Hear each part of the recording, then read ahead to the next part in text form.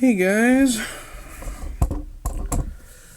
so what I got here is the gas pedal out of my AE86, held on by two 12mm bolts, and you slide it out of the throttle cable. And what we're going to look at is the actual gas pedal, which is actually an entire piece of plastic. There's no rubber cover. What a lot of people like to do is they like to put a cover on this, and you can have a little extension for heel toe. Well, there's something in the Toyota parts bin that you can get that can replace that.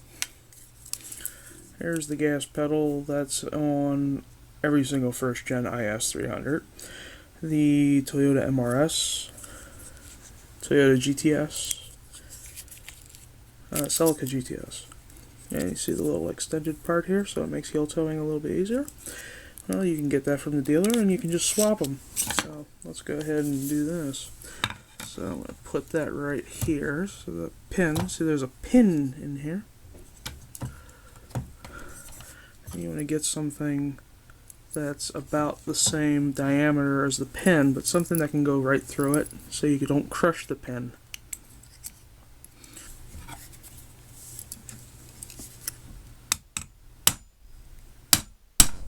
There you go, I pushed it out.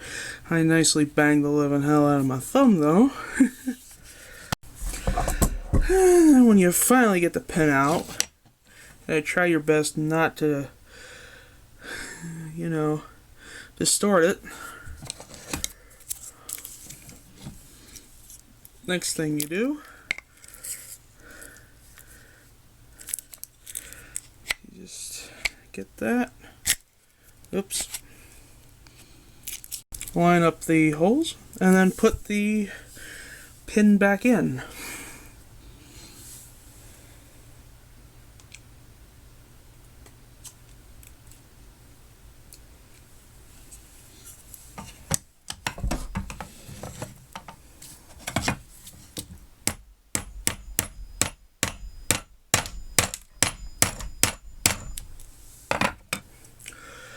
You mount it on there like so. And some people said that you have to bend something to put it on there, but that's not true. It's actually a direct mount.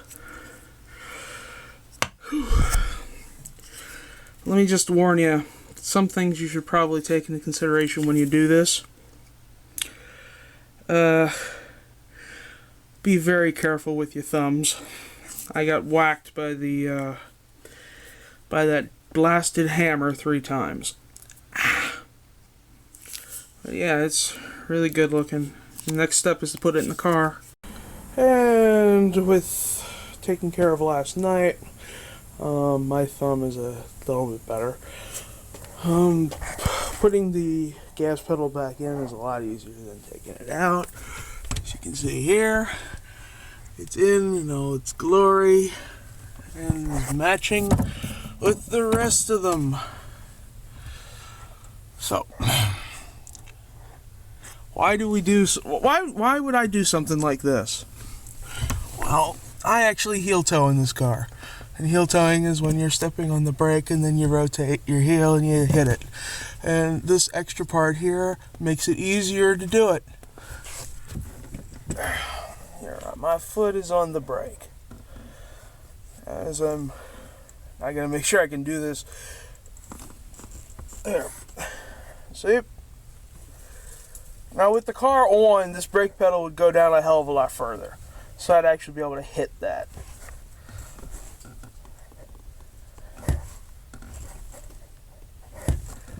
Notice I'm missing something? I took this off. Now, I never even mentioned where I got this. This is a Duracon TRT shift knob. It's a little too light for my taste, and I decided that I really want to get my favorite shift knob that I've always liked. And now we're going to put it on. This is actually a weighted shift knob. Some people say that the weighted ones are not exactly the best.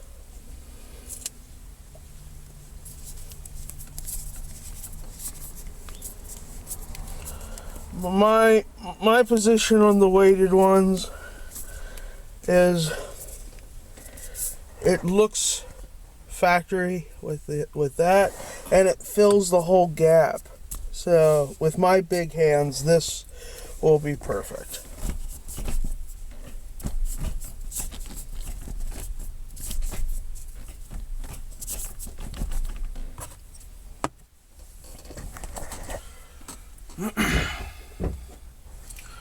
And then I still have to send this steering wheel out to get redone, and then when it does, I'm going to do a whole how-to on how to make the horn work on this just like it would with the original factory setup.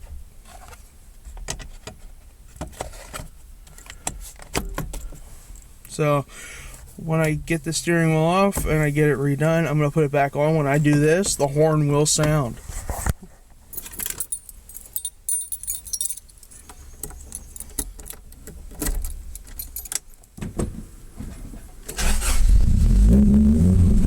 I also took off the buzzer. It annoyed me. Sometimes it would stay on for constantly. So, buzzer's gone.